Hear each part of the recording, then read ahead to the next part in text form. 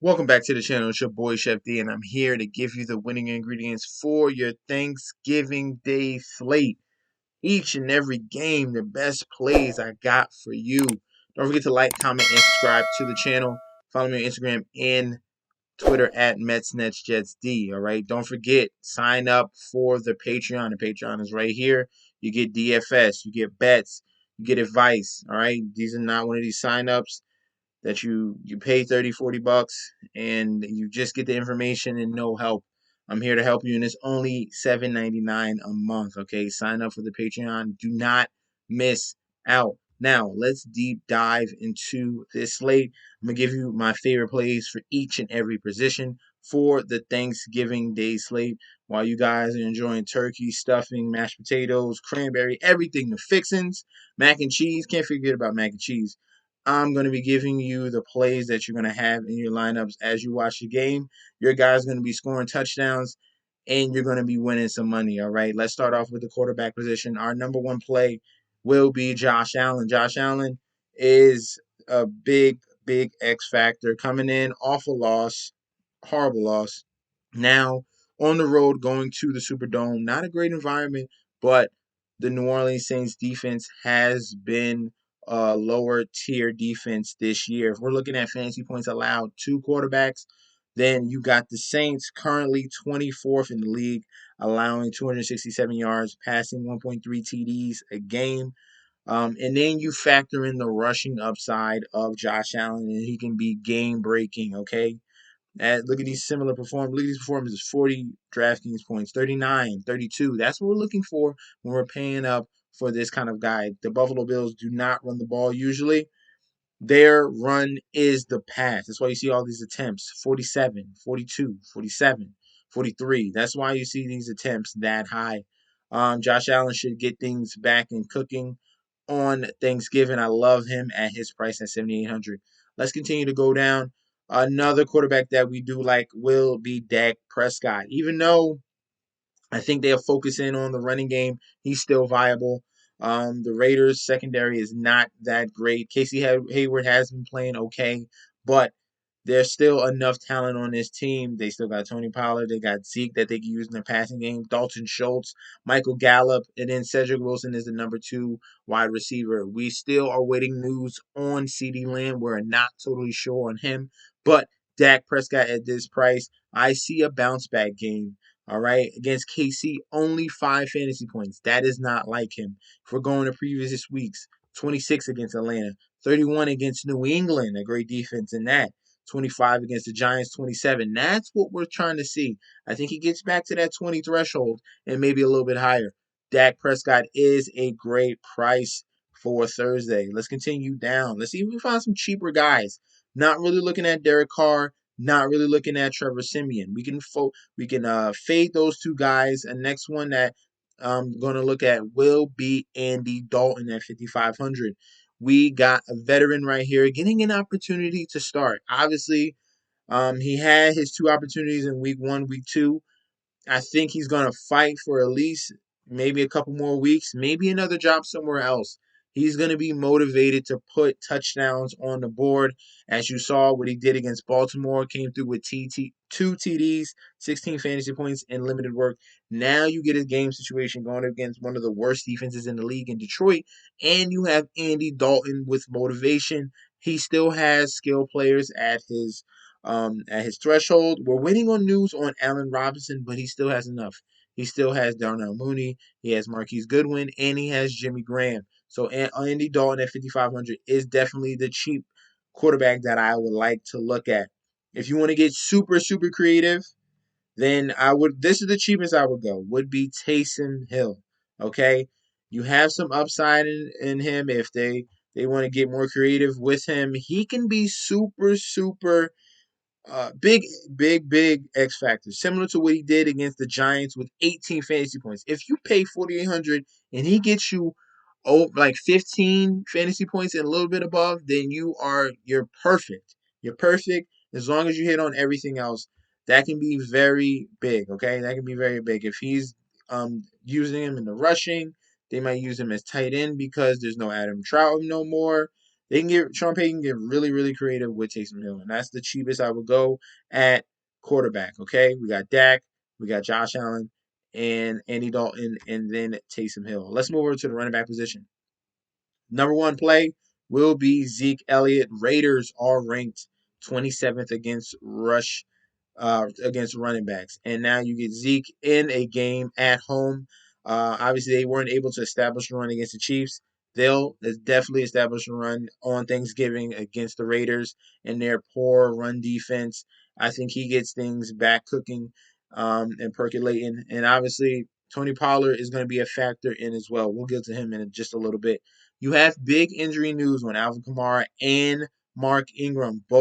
They both did not practice on Monday and Tuesday. Waiting on news for Wednesday, and then we'll find out the final verdict on Thursday morning. If both of those guys are out, you have two options. If we're looking at the cheap running backs for the Saints, it will be Tony Jones Jr. and it will be Little Humphrey. Humphreys is currently a wide receiver. All right, but Tony Jones Jr. will be the running back. Okay, if the things go right with Kamara and Mark Ingram, so we can go to this route here. I'll throw him in the pool, and then Humphrey can be viable as well. I'll throw him in the pool. He was able to come through with a touchdown. They've been using him more like a wide receiver. So if I'm choosing a running back, it's gonna be Humphrey if Mark Ingram and Alvin Kamara are out. Okay, let's see if we can have some other running backs. Let's see. DeAndre Swift is the next guy, and he's been very, very explosive the last 2 weeks. 14 for 136 and a touchdown against Cleveland, and then 33 attempts on 130 yards against Pittsburgh. Big, big performances. And then in the receiving department, also coming through as well with 6 targets and 4 targets the last 2 weeks. He's definitely viable at his price at 7,300. Let's continue on down the line. Let's see if we can get someone in the middle and below. If I'm looking for my favorite running back play, if I'm not looking at the top two guys, David Montgomery. David Montgomery is going to be a lock this week, okay? 100% lock on Thursday. They're going to need to establish the run. He had a great performance against this team earlier this season with 25 fantasy points. He can definitely do that again at this suppressed price at only $6,000. I think people are going to definitely forget about him and be choosing Ezekiel Elliott or DeAndre Swift and forget about David Montgomery. And they start off the day. So you start off the day behind the 8 hole and you got David Montgomery with 30 fantasy points. He's going to have a huge day. All right. I'm going to definitely keep him in the lineup, Bill. I love him at 6,000. Josh Jacobs is a mid-tier running back. All right. He's not going to break you, but he's always going to get you just above 10 fantasy points each and every week. The only time all year long he didn't was against Kansas City, and that was 8 fantasy points. They use him in the red zone, obviously. They use him in the receiving game. He's been getting an uptick in receptions the past 4 weeks, which has been very, very impressive. You know, going away from Kenyon Drake and really zeroing in on Josh Jacobs. If you need a salary saver, you only got 5,900 left. Josh Jacobs can be your guy. Tony Pollard can be very sneaky. If this is a blowout game against the Raiders, then he'll get the majority of touches in that second half, similar to what he did against Atlanta. That was a blowout by 40 points. He got 11 carries and 6 receptions on 7 targets. That was pretty impressive as well. So if you want to save a little bit of salary, Tony Pollard can be your guy. But we're going to focus in on Elliott, definitely Montgomery. And if you want a real salary saver, it will be Tony Jones. Anyone else? Let's see. We got Zach Moss, not looking at Devin Singletary. If I want the red zone running back for the Buffalo Bills, it will be Zach Moss. I like him. He's playing inside the 20s. Struggled last week against the Colts. That was a weird game script, a weird game that the Colts came through and really went full throttle on the Buffalo Bills. But we can definitely look at Zach Moss as one of our cheap running back plays. Anyone below that? Kenyon Drake is a fade. Khalil Herbert is a number 2 running back now. Jamaal Williams can be a factor in this offense. He's the number 2. If the Lions are down big, he's the receiving back. Between him and Swift, they pretty much share. But Jamaal Williams had some nice games at the beginning of the season, 25 fantasy points against the 49ers, 14 fantasy points against the Baltimore Ravens. So you can see something similar to that against Chicago. We will see, since a lot of ownership will be on Swift. Jamaal Williams will be the forgotten guy, and that's the cheapest I will go. Jamaal Williams at 4,000. Other than that, we're gonna fade all the rest of the running backs. Let's move over to the wide receiver position. We got Stefon Diggs, who's the highest price guy at 7,900. Obviously, he will be in the lineup builds. I have Josh Allen as my quarterback. You have to pair him with his wide receiver. Diggs is going to go up against Marshawn Lattimore coverage, which will be intriguing, but he's very, very familiar with him because they used to play each other when Diggs was with the Vikings. Do not forget that. He still had good games when they faced each other. So this is an elite talent, elite route runner.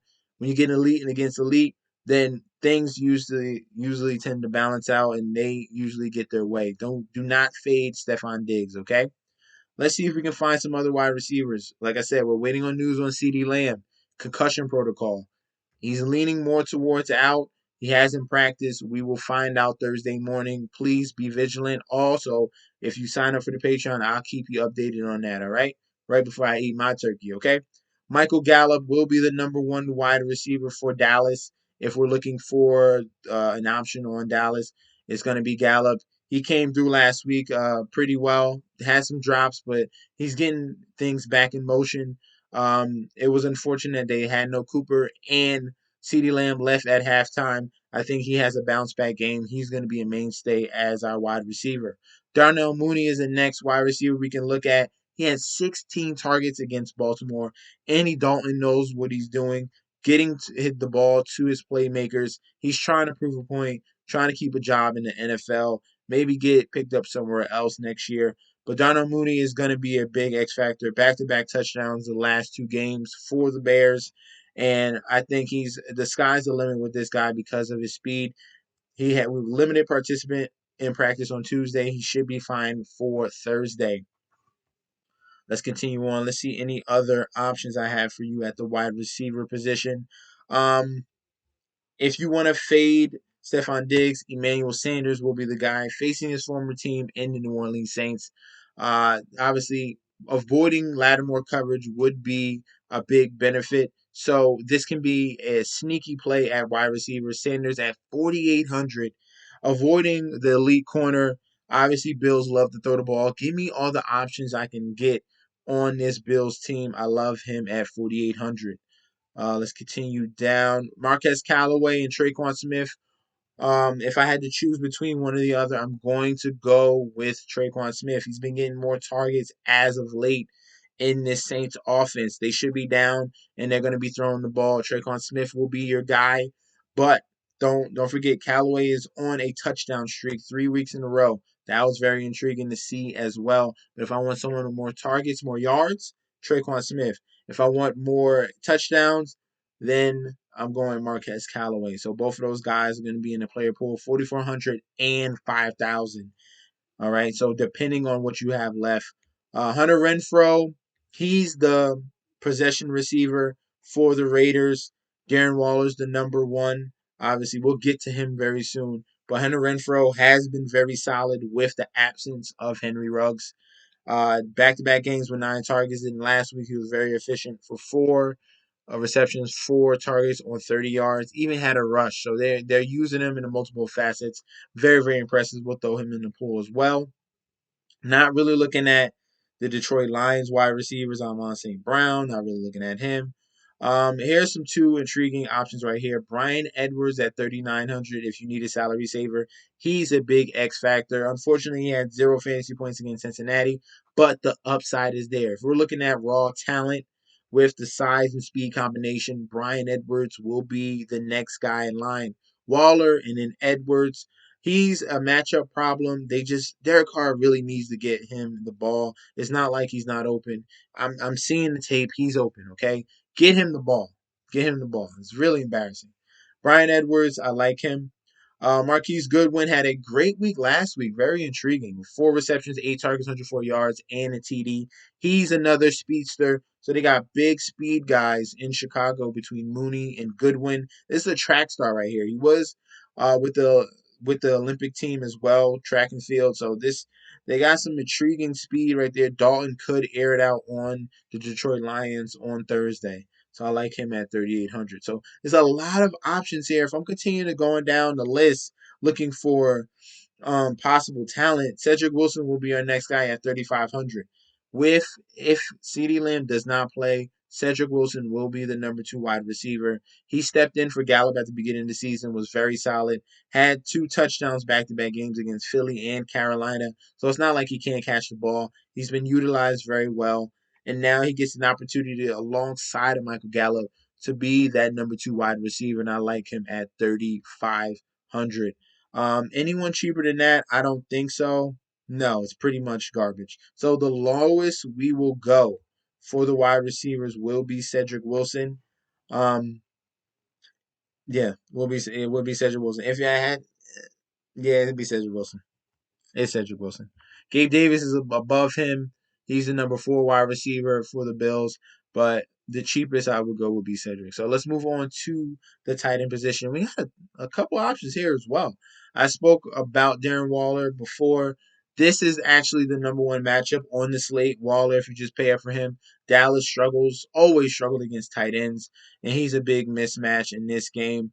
If they have any chance, they need to get him the ball. He hasn't had a touchdown since week 4, so that would be very intriguing. Which was the Chargers, who's another notorious team, like bad against tight ends. Dallas is the same way. I can definitely foresee Waller with a touchdown on Thanksgiving. I like him at his price at 6,400. Definitely don't forget about that. Darren Waller with the touchdown. I like him at 6,400. Any other tight ends? Dalton Schultz is the extension of the running game for the Cowboys, similar to Dawson Knox. So Dawson Knox is a big play, and Dalton Schultz is going to be a good play as well. With the injuries to the wide receivers for the Cowboys, Schultz stepped up with 6 receptions, 8 targets on 53 yards. So that was a very encouraging sight to see, and that will help Dak Prescott get the ball down the field and definitely improve on what he did of last week against Kansas City with only 5 fantasy points. That's very, very embarrassing. Next, Hockenson. He's going to be one of the main guys getting targets. It doesn't matter if it's Goff. It doesn't matter if it's Nick Boyle. It doesn't matter. He's going to get targets. Pittsburgh keyed on him that week in week 10. But other than that, he's getting a high value on targets 8, 11, 9, 11. All right. This is someone that's very consistent. You need him to get in the end zone. He only has 2 TDs this season, but look how many receptions. 54 receptions. Very, very impressive from TJ Hockenson. I spoke about Dawson Knox, and anyone cheaper than that, we got 2 options. You got Jimmy Graham, who's usurped Cole Kmet. Since Jimmy Graham is coming back from his injury, he's the number 1 tight end. Definitely getting looked at in that red zone area. He's very sure-handed, and at 2,800 is a punt viable tight end. If not him, then we're going to go with Juwan Johnson. Adam Troutman is out for the season, and now Juwan Johnson steps up, and he's a guy to look at. He had some touchdowns at the beginning of the year. Week 1 against Green Bay had 2 TDs, and week 4 against the Giants he had a TD in that game as well. So something they look for him because since he's a big body type of guy, something just throw a fade pattern in him, he'll come down with it. Juwan Johnson can be a very sneaky tight end just to get you a red zone touchdown and you move on, all right? That'll be a decent punt there as well. And then last but not least, we have the defenses. We're looking at defenses I want to key on. I'm going to key on the Cowboys against the Raiders and Derek Carr. I definitely like the Bills against Simeon. And another sneakier option will be the Bears. I think the Bears could have the best game out of all these defenses because if it's no Jared Goff, then all you have is Nick Boyle, and that is not good. That is not good. He had 2 interceptions last week. If you pair him and David Montgomery, you already have a solid build right there already. And that will be our breakdown for the Thanksgiving slate on Thursday. Thank you guys for tuning in. If you have any other suggestions in any one of the positions, let me know down below in that comment section. Don't forget to like, don't forget to comment, and don't forget to subscribe. Follow me on Instagram and Twitter at MessNSJSD, and I'll be back with another video very soon, all right? Peace out, guys.